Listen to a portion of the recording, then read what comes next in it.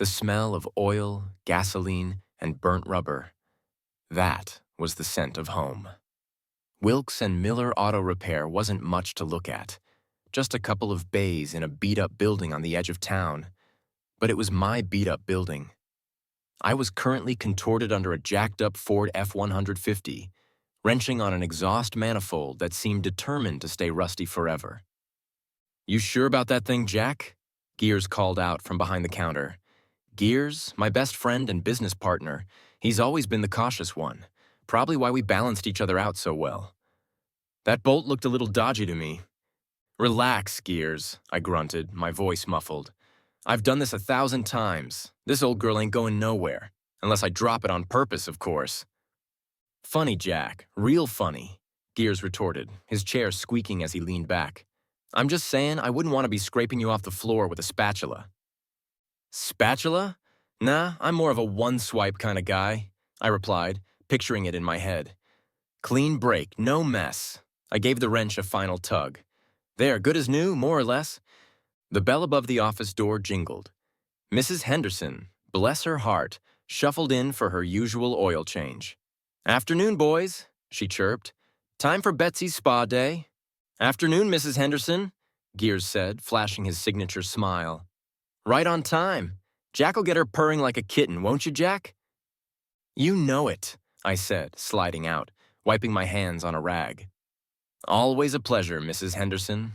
Betsy's in good hands." It was a simple life, but it was my simple life, and mostly, I liked it. Back under Betsy, I grabbed another wrench, focusing on the task at hand. Check the jack stands. Routine, routine. "All right, Betsy, let's get that old oil out of you," I muttered to myself, reaching for the drain plug. Then I heard it. A asterisk crack, asterisk. A sound that instantly sent a jolt of ice through my veins. That rusty bolt. Gears had been right. The truck lurched. I barely had time to register what was happening before everything went to hell. The jack stands buckled. Metal shrieked. "Jack!" Gears' voice, raw with panic, was the last thing I heard clearly. The truck was falling, fast. I saw it in my periphery, a monstrous shadow blotting out the light. Impact. A crushing force against my chest, stealing my breath. Pain, white-hot and all-consuming, exploded behind my eyes. Gears was yelling, I think. Trying to lift the truck, muscles straining, face red with exertion. "Hold on, Jack, I'm gonna..." But I knew it was too late. The weight was unbearable. The darkness was closing in, a comforting blanket after the agony. Gears' voice, the sounds of the garage, fading. Then nothing. Silence. Then a strange whine, like a TV tuned to a dead channel. A blinding flash of white light. Disorientation. Nausea so intense I thought I'd puke my guts out. A feeling of being stretched, pulled apart, and reassembled all at once. I gasped, sucking in air. Blinking, trying to make sense of things. Where the hell was I? The garage? Some kind of hospital? No, I was in my bed. Asterisk my asterisk bed. Sunlight streamed through the window, illuminating dust motes. I smelled lavender, Samantha's damn potpourri. I sat up, heart hammering. Alive. But how? I looked around. The familiar wallpaper, the cheesy landscape painting Samantha insisted on. Everything was exactly as it should be. I swung my legs over the side, muscles aching, but not crushed. I touched my chest. No broken ribs. I stumbled to the calendar. March 14th. Today. The day I just died? I was alive. It was the same day. It was a rewind. A second chance. I looked at my hands, flexing my fingers. What in the actual hell was going on? This wasn't possible. But it felt real. Too real. A shiver ran down my spine. Deja vu mixed with a healthy dose of, this is batshit crazy. This day definitely took a turn I didn't see coming. The drive to work was a blur. I kept replaying the accident in my head, the cracking sound, the crushing weight. It felt so real, too real. I parked at the garage, my hands still shaking. Gears' truck was already there. Seeing the garage just like it was before felt like a cruel joke. I hesitated, my stomach churning. Should I even go in? What if it happened again? But I couldn't hide forever. I had to face it. I walked into the bay, trying to act normal. Gears looked up, his eyes widening. "You okay there, buddy? You look like crap." "Yeah, I'm fine," I said quickly, waving him off. "Just a bad dream, I guess." I didn't want to talk about it, not yet. I needed to process this, whatever this was. I went to grab my tools, my hand reaching into my overall pocket, and there it was, a lottery ticket. I frowned, pulling it out. I didn't remember buying a lottery ticket. It was probably just an old one I had forgotten about, but something compelled me to check it. My fingers trembled as I pulled out my phone and went to the lottery website. I carefully entered the numbers from the ticket, holding my breath. Then the screen lit up with flashing lights and congratulatory messages. Winning ticket. Jackpot. $50 million. My jaw dropped. $50 million. For a moment, the memory of the accident faded. I was rich. Filthy rich. No more struggling to make ends meet. No more worrying about bills. Freedom. I could finally do whatever I wanted. I let out a shaky laugh, disbelief warring with elation. Then the reality of everything that had happened this morning came crashing back down and put a damper on the joy. Getting through the day at the garage was tough. Gears kept giving me worried glances. All I wanted to do was go home and tell Samantha the news, but a seed of unease had been planted. Her reaction this morning kept replaying in my head. Would she be happy, or something else? Finally, quitting time came. I rushed home, clutching the lottery ticket like a lifeline. Samantha was already there, puttering around in the kitchen. "Honey, I have something to tell you," I said, trying to keep the excitement from my voice. She turned, a forced smile on her face. "What is it, Jack?" I held out the lottery ticket. "We won. We won big." Her eyes widened slightly, but there was no joyous leap, no excited gasp. She just stared at the ticket, her expression muted, almost worried. $50 million, I said, still trying to process it myself. "We're set for life." That's great, Jack," she said, her voice flat. She gave me a quick, insincere hug. But I saw it. The flicker of something in her eyes, unease, something she was trying to hide. That's when the doubts really started to creep in. We went out for dinner that night, supposedly to celebrate, but the atmosphere was strained. Samantha picked at her food, barely saying a word. She kept checking her phone, making excuses about work. "Everything okay, honey?" I asked, trying to sound casual. "Yeah, fine," she said quickly, avoiding my gaze. "Just some things I need to take care of."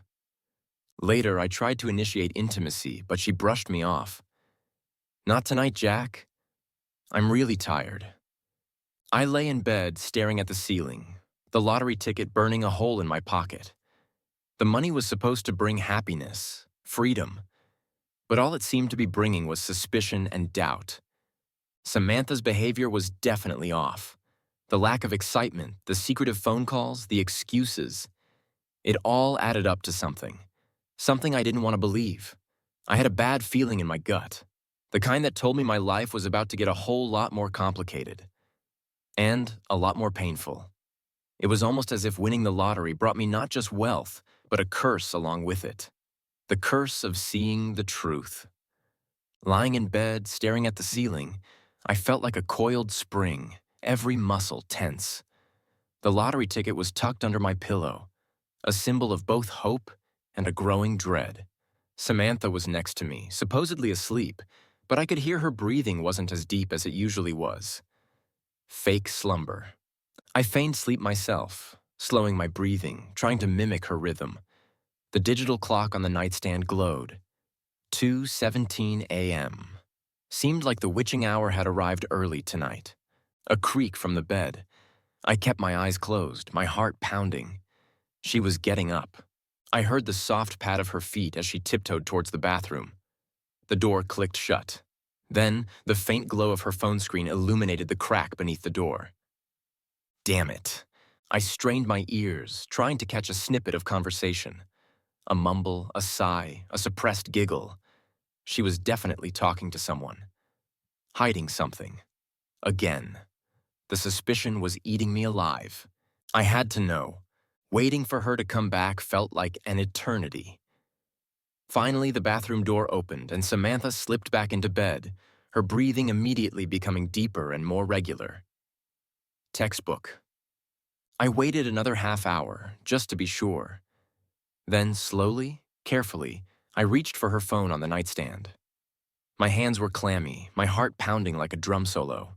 This felt wrong, invading her privacy, but I couldn't stop myself. I had to know the truth, no matter how much it hurt. Unlocking her phone was surprisingly easy. She'd used my birthday as the passcode. How ironic. I went straight to her text messages. And there it was.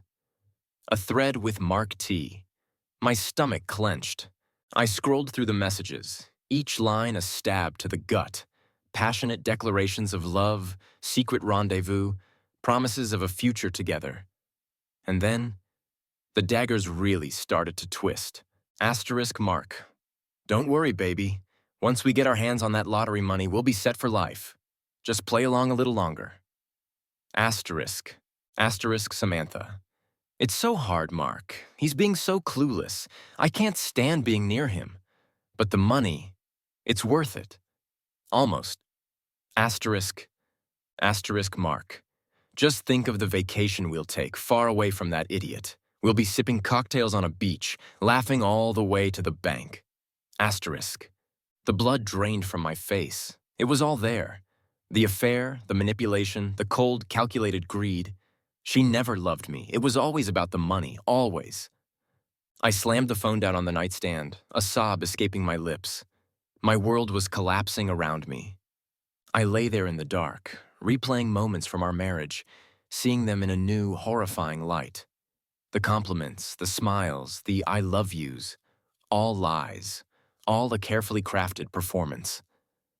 I'd been such a fool. Blinded by my own desire to be loved, I'd ignored all the red flags, all the subtle signs that Samantha was just using me. I'd built our entire life on a foundation of sand. The lottery ticket under my pillow felt like a poisoned chalice. It wasn't a symbol of hope, but of betrayal and despair. I spent the rest of the night in a daze, grappling with the pain, the anger, the crushing sense of loss. But beneath the heartbreak, a new emotion began to simmer. A cold, hard determination. She thought she could play me for a fool? She thought she could steal my money and walk away scot-free?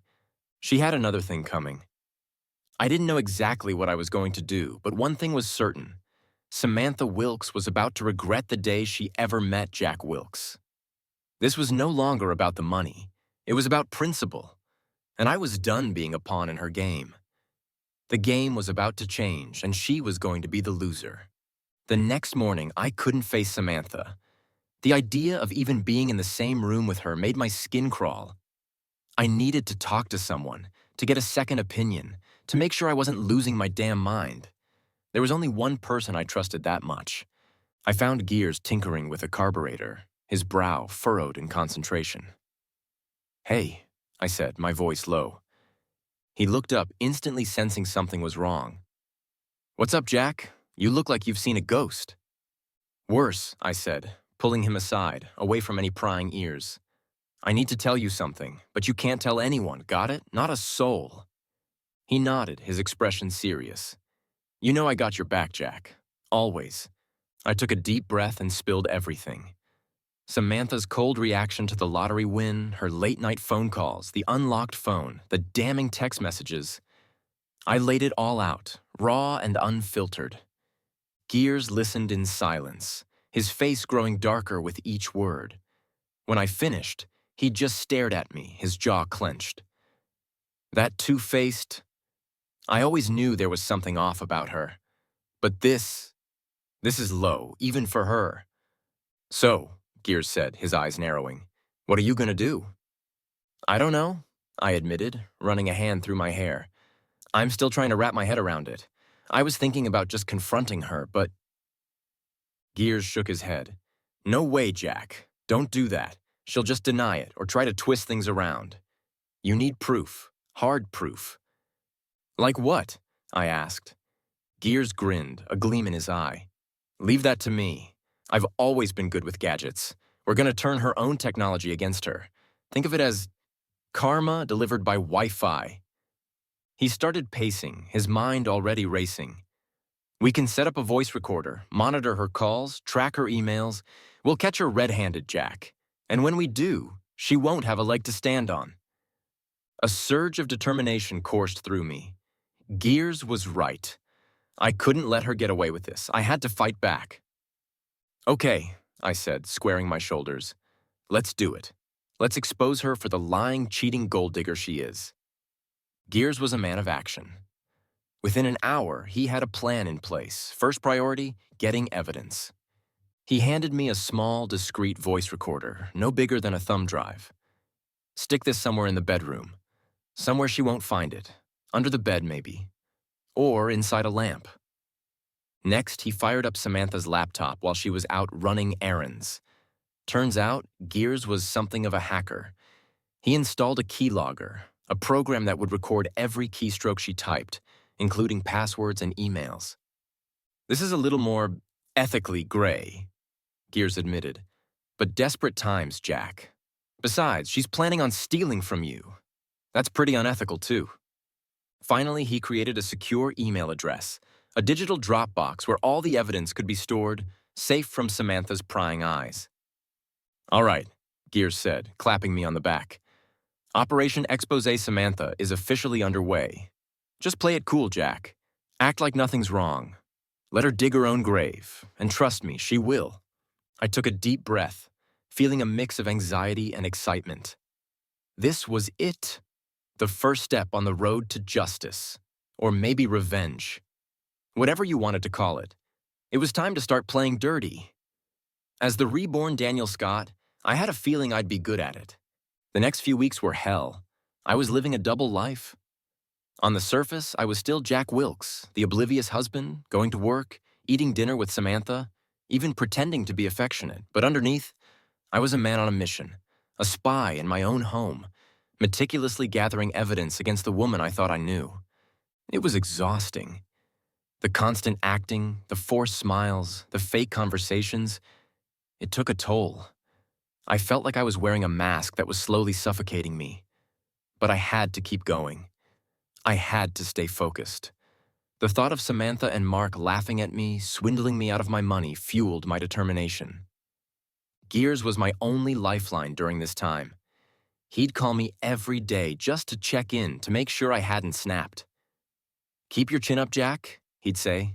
Justice is coming, just be patient. Patience. That was the hardest part.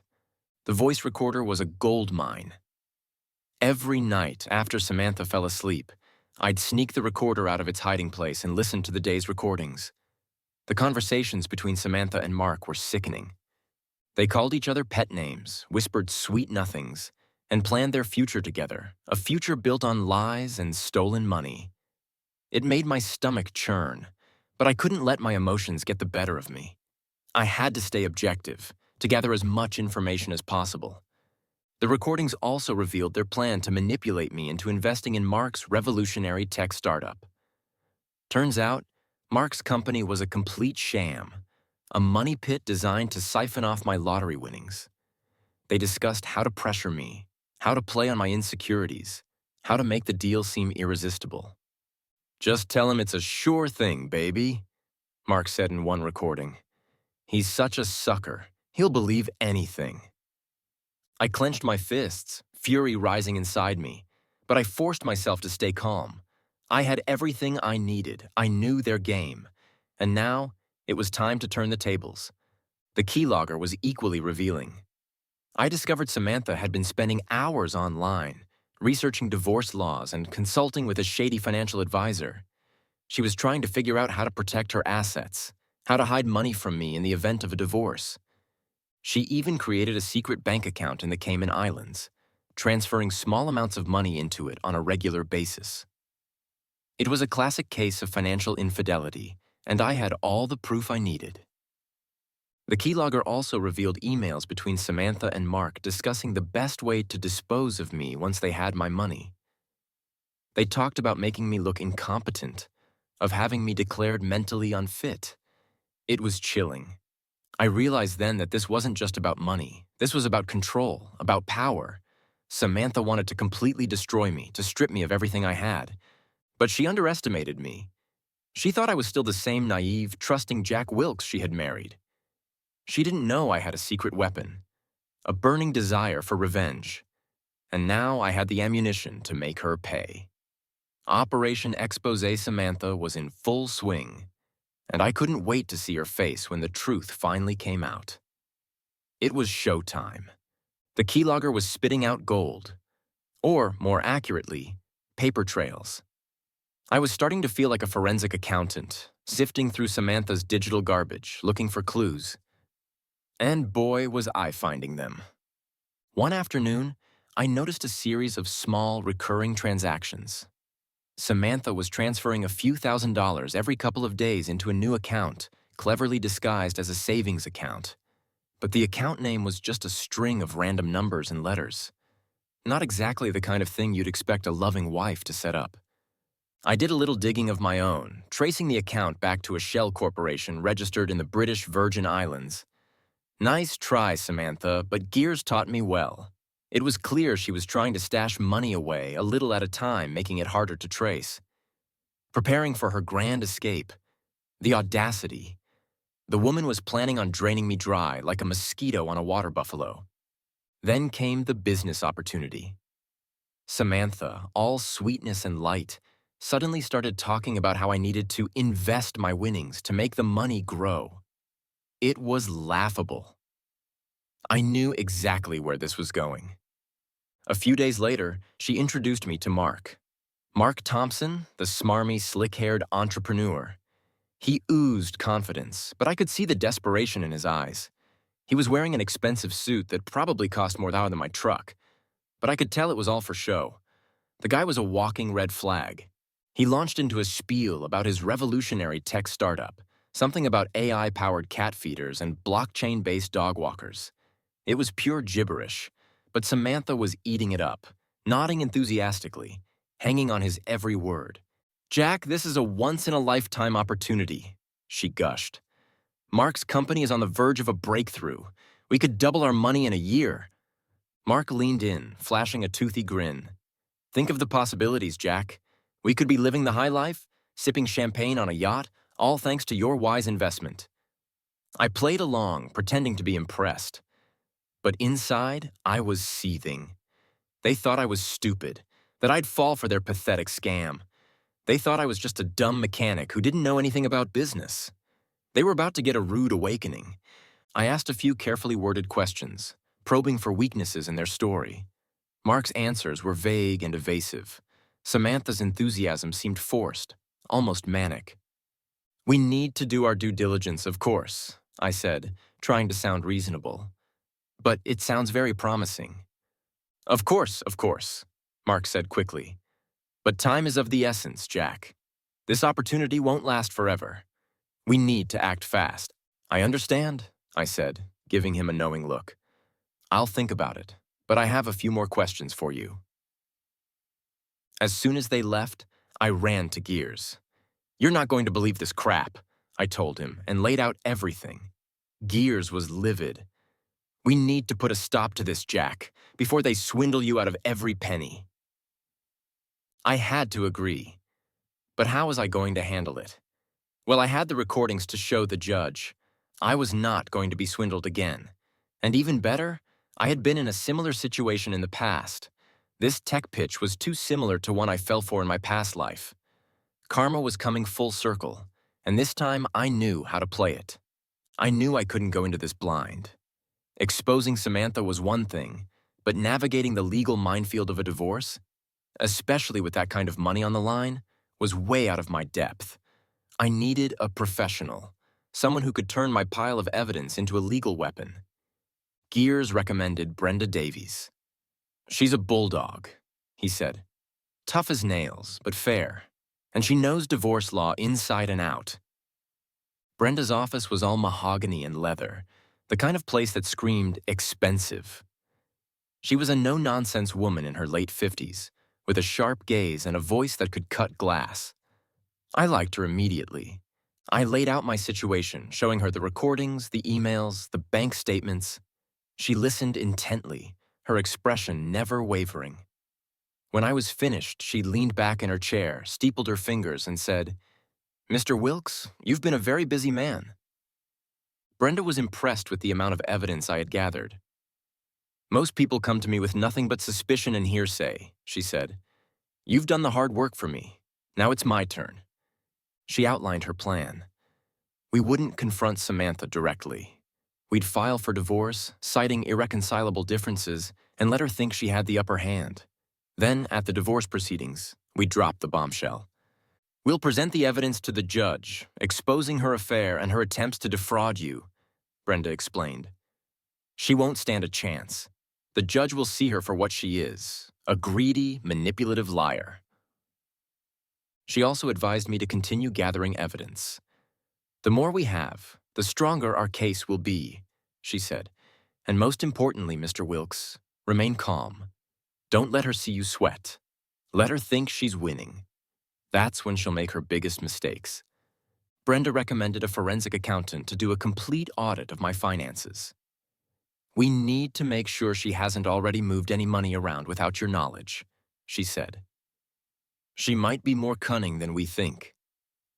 The accountant's report confirmed my worst fears. Samantha had been siphoning off small amounts of money for months, diverting it into offshore accounts. It wasn't a huge sum, but it was enough to prove her intent. Armed with this new information and with Brenda's expert guidance, I felt a surge of confidence. Samantha thought she was playing me, but she was wrong. I was playing her, and I was about to win. This was checkmate, or at least the legal equivalent. It was now time to take my next step, and that was the bait. Following Brenda's advice, I decided to lay a trap. I needed to see how far Samantha would go to maintain her charade, to gauge her reaction when confronted with even the slightest hint of suspicion. It was time to see how deep her lies truly ran. One evening after dinner, I put on my best wounded puppy face and said, "Honey, I've been feeling a little distant lately. Is everything okay?" Samantha looked at me, her eyes narrowing. "What do you mean?" she asked, her voice carefully neutral. "I don't know," I said, shrugging. "It just feels like we're not as close as we used to be. Are you happy?" Samantha's reaction was Oscar-worthy. She burst into tears, grabbed my hands, and swore she loved me more than anything in the world. She blamed my paranoia on stress, on the lottery winnings, on everything but the truth. "Oh, Jack, you know I love you," she sobbed, dabbing at her eyes with the tissue. "I've just been so worried about you. All this money, it's changing us. I'm afraid we're going to lose each other." She accused me of being insecure, of letting the money get to my head. She even suggested we see a therapist to work on our communication issues. It was also perfectly rehearsed, so utterly fake. I almost felt sorry for her. Almost. "I just want us to be happy," she wailed, clinging to me. "I don't want to lose you, Jack." I forced myself to hug her back, to play along with her pathetic little drama, but inside I was seething. The lies just kept coming, a never-ending torrent of deception. How could she be so cold, so calculating? It was truly sociopathic. Unbeknownst to Samantha, the voice recorder was working overtime. Every word, every sob, every carefully crafted lie was being captured, preserved for posterity. Or, more accurately, for the divorce court. I played the part of the concerned husband, listening patiently to her ramblings, nodding sympathetically, offering words of comfort. But inside, I was laughing. She was digging her own grave, one lie at a time. The charade went on for hours. Finally, exhausted and emotionally drained, Samantha fell asleep. I carefully extracted myself from her grasp and crept out of bed, a grim smile on my face. The trap had been sprung, and Samantha had walked right into it. Now it was just a matter of waiting for the right moment to reveal the truth. and I had a feeling that moment was coming soon. The noose was tightening around her neck, and she didn't even know it. The next step was going to be fun, to see the horror on her face. It was my turn. The day had come. Brenda had prepped everything, dotted the I's, crossed the T's, and assured me we were ready to unleash hell. It was time to officially file for divorce. I followed Brenda's advice and kept the real reason hidden, citing the ever-popular irreconcilable differences. I wanted Samantha to think this was just a simple, amicable split. A clean break. She was in for a rude awakening. I handed her the papers that evening, trying to look as nonchalant as possible. "Here," I said, tossing them on the coffee table. "Brenda took care of everything. Just sign them and we can get this over with." I watched her face, waiting for her reaction. At first, she seemed genuinely shocked. Her eyes widened and her mouth dropped open. "Divorce?" she stammered. "But why? What's going on, Jack?" I shrugged, playing the part of the weary, disillusioned husband. "I don't know, Samantha. We've just grown apart. It's not working anymore." Then a subtle shift in her expression. The shock faded, replaced by a calculating gleam in her eyes. She was thinking, plotting, realizing that this was her chance to secure her share of the lottery winnings. The gears were turning in her head. "Well," she said, her voice regaining its composure, "if that's what you want, I guess there's no point in fighting it." She picked up the papers, her fingers tracing the lines of the document. I could practically see the dollar signs flashing in her eyes. She was already planning her next move, strategizing how to get as much money as possible. The shark was circling. While Samantha was busy plotting her financial schemes, Brenda was working tirelessly to prepare our case. She was like a general preparing for battle, meticulously organizing her troops, sharpening her weapons, and planning her attack. She subpoenaed Mark Thompson, forcing him to testify under oath. She gathered expert witnesses to testify about Samantha's financial irregularities. She made sure every piece of evidence was legally admissible, ensuring that nothing could be challenged in court. "We're ready, Jack," she said, her voice filled with confidence. "We have her dead to rights. She won't know what hit her." I felt a surge of anticipation. The moment of truth was approaching. It was almost showtime. It was time to reveal the truth. The courtroom was packed. I sat at the defendant's table, trying to remain calm, while Samantha sat across from me, looking smug and self-assured. She clearly thought she had this in the bag. Little did she know, she was about to walk into a legal buzzsaw. Samantha's lawyer, a slick, silver-tongued shark named Mr. Harding, gave his opening statement. He painted Samantha as a loving and devoted wife, a pillar of the community, a woman who had always supported me through thick and thin. He claimed she was entitled to a fair share of the marital assets, including the lottery winnings. "Mrs. Wilkes has been a loyal and supportive partner throughout this marriage," Mr. Harding declared. "She deserves to be compensated for her contributions to the family." He was laying it on thick. Almost made me want to puke. Then it was Brenda's turn. She stood up, her gaze steady and unwavering, and delivered a subtle but impactful opening statement. "Your Honor," she said, her voice ringing with authority, "this is not a case of simple, irreconcilable differences. We intend to prove that Mrs. Wilkes has engaged in a pattern of deceitful and manipulative behavior designed to defraud my client of his rightful inheritance." She paused for effect. "The evidence will show that Mrs. Wilkes is not the innocent victim she claims to be. In fact, she is a cunning and calculating predator who has been plotting to steal from Mr. Wilkes for years." The courtroom buzzed with anticipation. Brenda wasted no time. She called her first witness, a forensic accountant, who testified about Samantha's secret bank accounts and her attempts to hide assets offshore. Then she dropped the bombshell. She played the recorded phone calls between Samantha and Mark. The courtroom was stunned into silence as Samantha's voice filled the air, whispering sweet nothings to her lover and plotting to steal my money. You could hear a pin drop. I watched Samantha's face as she listened to her own words, her carefully constructed facade crumbling before her eyes. Her skin turned pale, her hands trembled, and her eyes darted around the room, searching for an escape. She was trapped.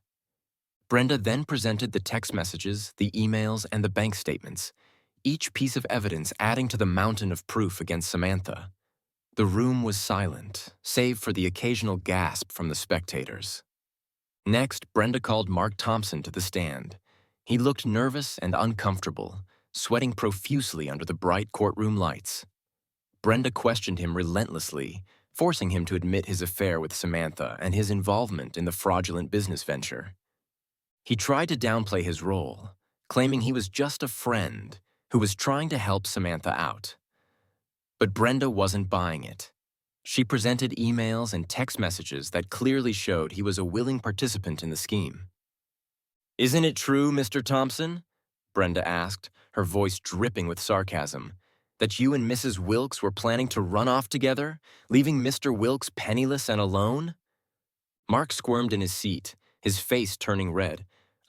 I don't recall," he stammered.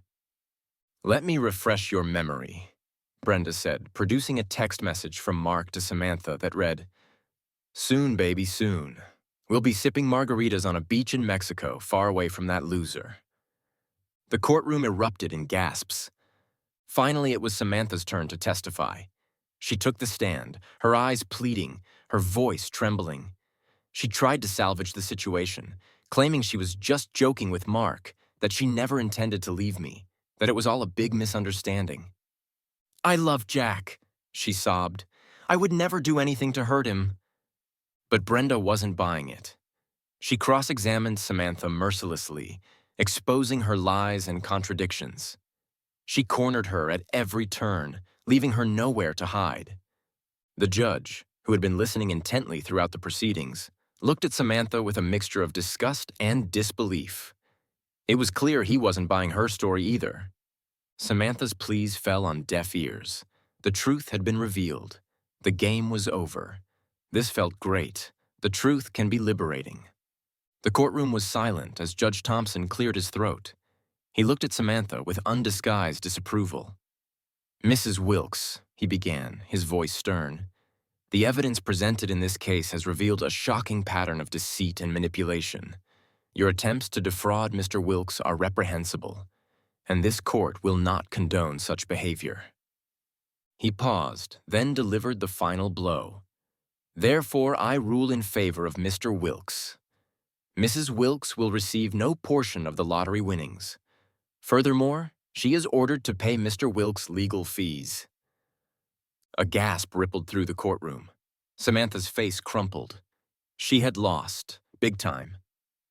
"Court adjourned," Judge Thompson declared, banging his gavel. Samantha sat there for a moment, stunned. Then she slowly rose to her feet, her head bowed in shame. As she walked out of the courtroom, reporters swarmed her, cameras flashing, microphones thrust in her face.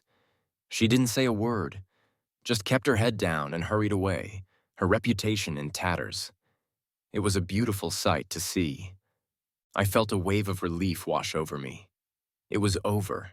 I had won. Justice had been served. I turned to Brenda, shaking her hand.